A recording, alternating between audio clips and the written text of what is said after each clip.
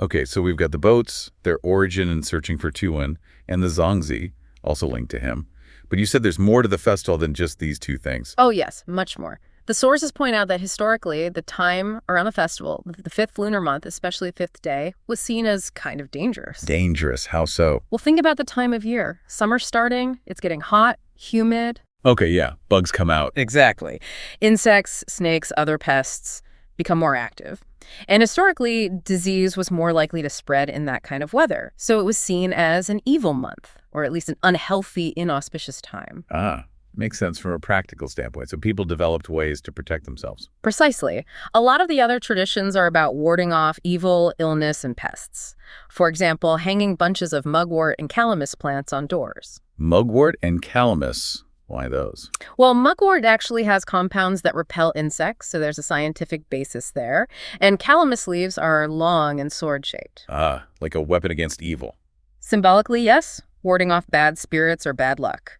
Then there's wearing scented sachets. Sachets, like little perfume bags. Kinda, but filled with specific herbs and minerals, again believed to repel insects and ward off evil or illness. It was like carrying personal protection. And our source mentioned these are even fashionable now sometimes. Yeah, they've had modern revivals as decorative or fragrant accessories connecting back to that tradition. Interesting.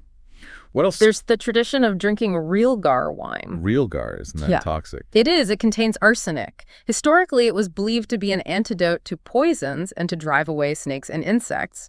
But, yeah, definitely not recommended today. Okay, good disclaimer. Very important disclaimer. Modern celebrations often substitute it with non-toxic yellow wine or use herbal baths or just symbolic gestures. But the idea connects to folklore, like the famous white snake legend, where real gar wine forces a snake's spirit to reveal her true form. So it's about revealing hidden dangers or truths. That's one interpretation, yeah. Unmasking things. And finally, displaying images of the 5 poisons. A what now? Sounds ominous. It does. It refers to 5 creatures considered venomous or harmful: snakes, scorpions, centipedes, toads, and spiders.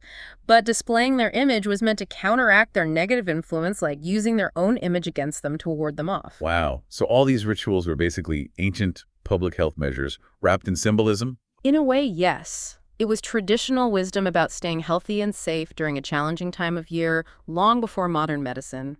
The core idea is purification, protection, driving away negativity. So the festival isn't just remembering Xuan, it's also this annual reset for health and well-being. Exactly.